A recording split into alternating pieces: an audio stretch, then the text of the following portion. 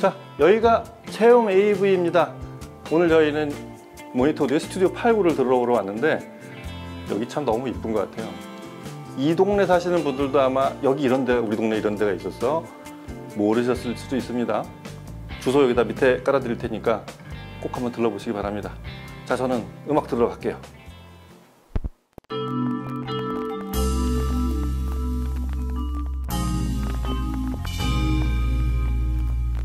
음악과 오디오를 즐기는 가이드 샘튜브 오승려입니다. 처음 와본 곳에 왔어요. 체험 AV. 이렇게 딱 들어오면서 건물 입구에는 간판을 이렇게 보면 이게 오디오 샵인지 잘 구분이 안 가는데 약간 북카페 느낌이 나고, 실제로 안으로 들어오면 공간 자체가 딱 그래요. 이 동네가 이제 논현로 23길, 저희들이 아는 그 개포동이에요. 개포동 주택가에 있는, 여기 오디오 샵이 있었어? 하는 곳에 마치 진짜 숨겨진 것처럼 아는 분들만 다니게, 이 동네 분들이 들어와서 책장 넘겨가면서 고르기에 좋은 딱 그런 분위기예요. 이름도 체험이에요. 이렇게 내 공간을 그렇게 넓지 않은 콤팩트한 그런 공간을 채우게 만든 그런 알토란 같은 기기들만 모여 있습니다. 제가 다 세봤어요. 근데 스피커가 약 50개, 50종류, 앰프도 한 20개, 거기다 이제 턴테이블도 한 5개, 라이프스타일 오디오 이런 게 있어서 딱 이 정도 공간, 콤팩트하게 뻥 뚫린 공간 하나, 5평 정도의 공간에서 너무 크지 않은 그런 컨셉에 맞춘 딱 그런 기기들만 콜렉션이 되어 있는 그런 공간입니다. 이 동네 분들, 요 양재천 남쪽 슬슬 이렇게 뒷짐지고 구경 와 보시기 좋은 그런 곳입니다. 오늘 볼 제품은 모니터 오디오의 굉장히 역작이에요.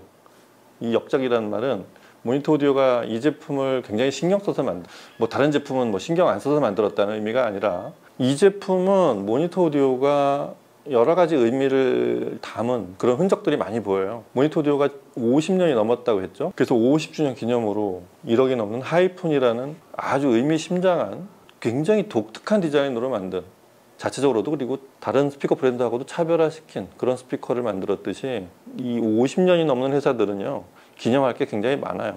구매자들, 제품을 사서 쓰는 사람들하고 좀 다르게 언뜻 생각나는 그런 여러 일들이 있을 거 아니에요.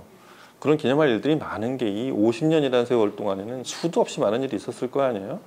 그 중에 하나로 만들어낸 그런 스피커입니다. 스튜디오 89. 이름처럼 1989년에 모니터 오디오는 스튜디오 시리즈를 론칭했어요. 이 스피커 론칭했을 때 기억이 나는데 굉장히 독특한 포맷이었어요. 첫째는 전 유닛 진동판이 전부 금빛이 났어요. 골드톤으로 제작이 돼서 이 스피커 이름을 그냥 모니터 골드라고 이렇게 부르는 분들도 있었는데, 겉으로 보이는 진동판 색깔이 그런 금빛 톤, 그리고 그 당시에는 정말 드물게도 인클로즈를 하이그로시 블랙으로 마감한, 소위 피아노 마감으로 한 거의 최초의 스피커가 아니었을까 싶어요. 이름은 모니터인데 스튜디오에서 쓰라고 만든 용도는 아니고 모니터적인 성향을 가진 굉장히 또렷한 이미징을 그걸 포인트로 하는 가정용 스피커였던 거죠. 여하튼 그게 89년에 론칭한, 특히 모니터 15 같은 그런 모델을 기념하는 그런 제품으로 제작이 된 그런 기획이었습니다. 이 스튜디오 89를 기획하게 된 이유는 바로 직전에 모니터 오디오가 이루어낸 소재와 기술, 새롭게 축적된 기술과 소재들, 이런 것들을 아래쪽 제품들에 대거 투입을 했습니다. 말씀드린 대로 하이픈이나 플래티넘 3세대 이런 제품들을 개발하면서 생긴 그런 새로운 기술들을 아래 제품들에 아낌없이 투영을 시켰고, 그리고 지금 말씀드린 대로 다른 한쪽에는 89년작인 스튜디오 시리즈들을 기념한 그런 콤팩트한 이런 제품을 만들어낸 거죠. 모니터 오디오는 72년에 회사를 설립했는데, 이 회사가 지금 보는 모습하고 굉장히 다르게 그 당시로서는 대단한 하이엔드를 지향하기도 했거니와 굉장히 독특한 포맷을, 우리는 좀 특이하게 갈 거다, 그래서 처음부터 금빛 톤으로 제작을 한 것도 그렇지만 소재나 이런 게 그 시절의 다른 스피커들에서는 볼 수 없었던 그런 것들을 채용했어요. 일단 트위터 자체를 금속으로 썼던 거, 이건 그 당시에 영국 회사들, 영국의 콤팩트 하이엔드 스피커들에 사용하던 대표적인 기술이었어요. 예를 들면 셀레스천이나 저희가 아는 하베스, 로저스, 이런 스피커들이 이런 금속 트위터로 그 당시에 구현 못했던 높은 대역을 구현해 나갔던 그런 소재 방식이었죠. 그 다음에 아래쪽에 이거는 다른 회사에서도 구현하기 힘들었던, 바로 알루미늄과 마그네슘을 합금, 알루미늄과 마그네슘을 블렌딩했던 그 전통이 지금까지도 약 50년 이상 이어오고 있잖아요. 그러니까 다시 말해서 모니터 오디오는 금속을 그 대역별로 사용을 한 그런 7080 하이엔드였던 그런 브랜드라고 요약할 수 있겠습니다. 여하튼 그로부터 50여 년 드디어 이런 80년대의 오마주, 80년대의 어떤 신기원을 일으켰던 그 스튜디오 시리즈들을 기념해서 막 만들어낸 신기술들을 그대로 투입을 시킨 그런 콤팩트 스피커를 만들어냈는데, 이 스튜디오 89를 이렇게 살펴보면 기본적인 포맷이 크게 만들지 않았다는 게 일단 눈에 띄입니다. 앞에 배풀이 이게 딱 하면 제 한 뼘 정도 폭밖에 안 돼요. 그러면서 옆을 이렇게 보면 뒷길이가 굉장히 길어요. 이건 무슨 얘기냐면 음상이 대단히 선명하게 떠오르겠구나, 그리고 다이나믹이 굉장히 좋겠구나, 이런 걸 예측할 수 있습니다. 그 흔적으로 보면 기본적으로 M2M 구조죠. 그 미드 베이스가 상하 대칭으로 되어 있고 가운데 트위터가 있는 이런 구조고, 두 개의 미드 베이스 뒤쪽에, 그 뒤쪽 배풀에 보면 위하고 아래 미드 베이스 위치의 반대편 뒤쪽에 정확하게 이 가로로 된 포트가 위아래 두 개가 있습니다. 나는 다이나믹 하려고 만들었어 라는 느낌이 바로 오게. 하지만 이 미드 베이스 구경이 4.25인치 밖에 안 돼서 이게 뭐 펑퍼짐한 소리나 뭔가 이렇게 야한감을 많이 주는 그런 스타일이 아니라 작은 구경으로 정확하지만 중저역의 이런 오디오적 쾌감이 뛰어나게 만든 이런 스타일의 소리를 낼 거라는 거는 오디오 파일들은 바로 짐작하시게 될 거예요. 스피커를 살펴볼까요? 일단 하이픈에서 생긴 기술이 그대로 내려와 있다는 게 첫 번째, 트위터. 지난번에 저희 골드 시리즈 때 얘기했던 정사각형 자사에서 개발한 AMT인데 좌우 폭하고 높이가 똑같이 만들어진, 이게 바로 MPD 3세대 버전 MPD 트위터죠. 그러니까 이 주름을 좀 더 많이 잡은 마이크로 등급의 주름을 잡은 그런 AMT라는 의미죠. MPD. 이거는 거의 하이픈을 그대로 가져온 게, 이 앞에 그릴에 있는 그 격자무늬, 육각형의 가운데를 이렇게 3분할한 그런 그릴의 패턴까지 하이픈의 디자인을 그대로 따라왔어요. 그리고 위아래 두 개 4.25인치 미드 베이스는 역시 하이픈에 쓴 그대로 그 RDT죠. 리지드 다이아프램 테크놀로지. 참고로 바로 전에 저희가 골드 시리즈 6세대 버전에서 봤던 거는 HDT를 썼다고 그랬죠. 그게 좀 다릅니다, 서로. 근데 이 스튜디오 89는 좀 더 하이픈의 성향을 그대로 내려받은 그런 게 좀 더 많이 보이죠. 지금 이 RDT 같은 걸 쓴 모습을 해서 보면. 그래서 정확히 말하면 RDT C캠, 그 RDT 기술로 만든 그 세라믹 코팅한 알루미늄 마그네슘 진동판이란 얘기예요. 그래서 이 세라믹 코팅한 알루미늄 마그네슘 진동판 두 개 사이에 지난번 골드 시리즈 때 설명한 대로 노맥스 재질로 된 그런 벌집 모양의 격자로 얇게 붙인 그런 샌드위치 구조를 하고 있습니다. 기본적으로 가볍고 타이트하게, 그리고 빈틈없이 공기를 밀어내게 그렇게 만든 구조입니다. 이 유닛이 정동작을 하기 위해서 골드 시리즈 6세대 버전에서 차용된 대로 그 안쪽에 네트워크에 들어간 이런 부품들도 완전히 신소재로 바뀌어 있죠. 일단 커패시터만 해도 PP와 PE, 폴리프로필렌과 폴리에스터를 사용한 그런 커패시터. 그 다음에 인덕터도 에어코어와 스틸코어를 둘 다 사용합니다.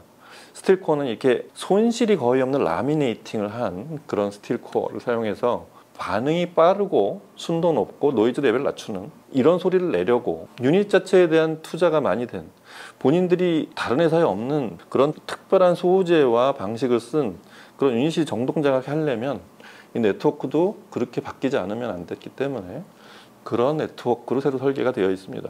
그리고 이 캐비넷이 역시 또 골드 시리즈 6세대와 똑같은, 왜냐하면 그게 모니터 오디오의 최신의 기술이기 때문에 캐비넷의 어떤 강성을 이끌어내려고 앞쪽의 배풀을 알루미늄으로 전체를, 아노다이징한 알루미늄을 그대로 배풀로 쓰고 있고, 그 다음에 그 크지 않은 베이스 4.25인치 구경의 베이스도 앞뒤로 정확하게 그리고 강한 에너지로 똑같은 축에서 움직이게 하려고 뒤에서부터 볼트를 이렇게, 이걸 자사에선 스루 볼트라고 그러는데 뒤에서 유닛의 뒤쪽까지를 이 볼트로 단단히 조인, 그러니까 이런 쇠막대가 로드가 이렇게 들어가서 뒤쪽에서 이렇게 조여서 축을 만들어준, 그래서 상하 두 개 미드 베이스를 그렇게 스루 볼트로 연결시킨 그런 구조를 하고 있습니다. 골드 시리즈도 그렇게 썼죠. 그래서 뒤쪽에 보면 스피커 터미널 위아래로 볼트가 이렇게 두 개가 있는 그런 모습을 볼 수 있습니다. 그리고 스피커 터미널도 굉장히 크고 고급스러운 이런 삼각형 모양으로 만든, 그리고 로듐 도금을 한 그런 싱글 와이어 터미널을 사용하고 있고요. 그리고 빠뜨릴 수 없는 게 자사에서 직접 제작한, 외주를 주지 않고 본인 디자인대로 이렇게 만들어낸 이런 스탠드가 있어요. 이 스탠드는 자사 제품, 특히 스탠드 거치형 스피커들에서 꼭 이렇게 돼야 지금 말한 새로운 기술과 소재와 그런 어떤 스트럭처, 이 방식의 소리를 내기 위해서는 이걸 지지하는 바닥 자체도 우리가 만들어야 된다. 모니터 오디오의 생각은 굉장히 적극적인 것 같아요.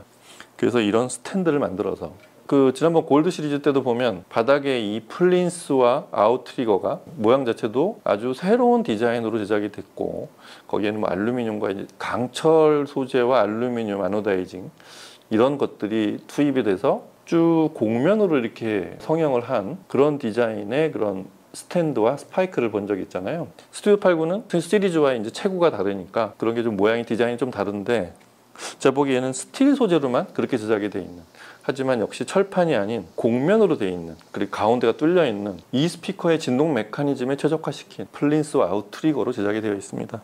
기본적으로 전체 바디에 멋을 상당히 내려고 애를 썼어요.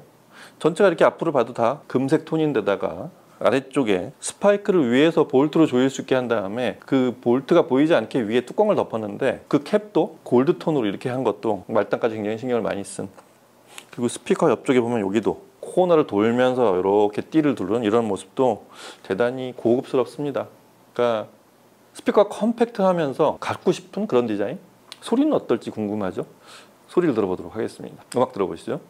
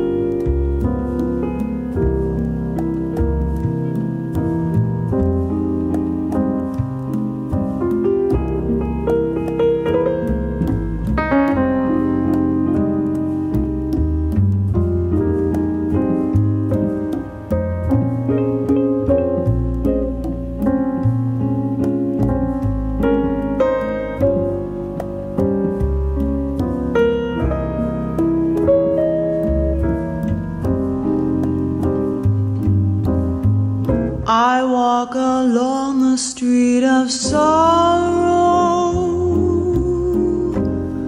the boulevard of broken dreams,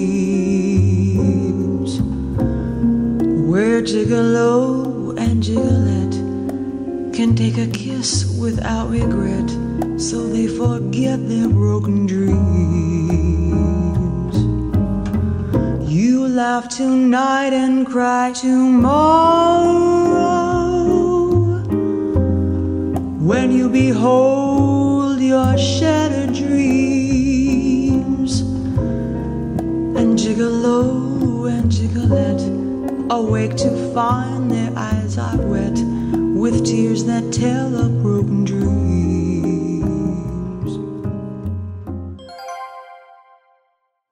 네, 오늘 촬영도 같은 수입원의 록산 아테사 스트리밍 인티와 CDT, 오늘은 그냥 스트리밍으로 블루OS로 시청을 했어요. 확실히 록산 아테사를 들을 때마다 이거 수입원은 들으면 별로 기분이 안 좋을 수도 있겠는데, 이 제품은 조금 더 많이 알려줘야 되지 않을까 이런 생각을 하는 게, 이게 겉모양으로 봐서는 슬림하고 그냥 평범해 보일 수 있는데 이 제품의 드라이브 능력은 대단히 뛰어납니다.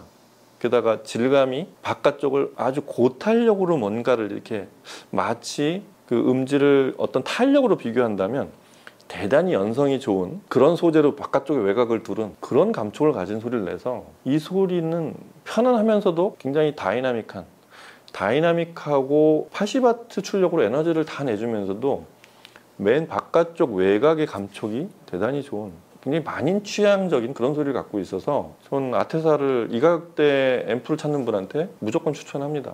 여하튼 이 아테사가 이 86dB의 스튜디오 89를 아주 드라이브를 잘합니다.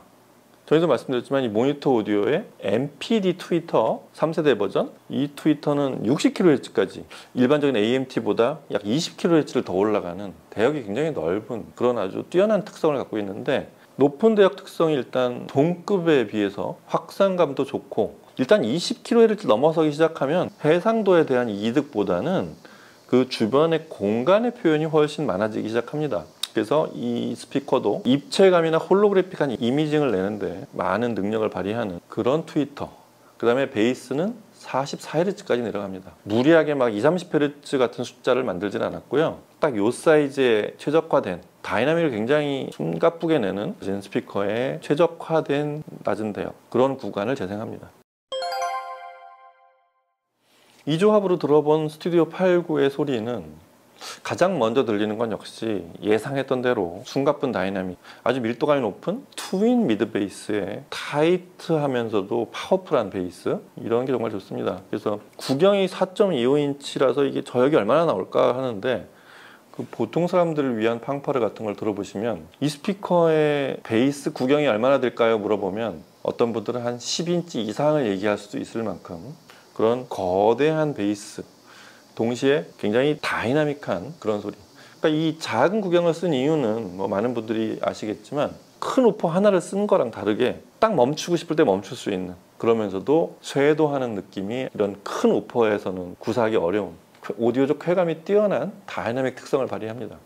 그래서 이런 보통 사람들을 위한 팡파르에서의 강렬한 그런 팀파니, 이런 타격음을 듣는 재미가 아주 큽니다. 쩌렁쩌렁하기도 하지만 음의 파탄이 없어요. 이런 건 이제 아까 말씀드린 대로 네트워크나 진동판, 그리고 그 안을 구성한 캐비넷, 이런 것들의 품질이 만들어낸 큰 압력이 걸려서 큰 소리를 내도 정확하게 원래의 떨림만큼, 음원에 있는 정보만큼을 들려주고 왜곡이나 어떤 듣기 싫은 소리를 남기지 않는 아주 강렬하지만 깔끔한 베이스를 듣는 재미가 큰, 이 제품의 거의 성능의 한 50%를 저는 그런 데 있다고 봐도 크게 틀린 얘기가 아니라고 생각합니다. 그런 걸 듣는 재미가 크고요.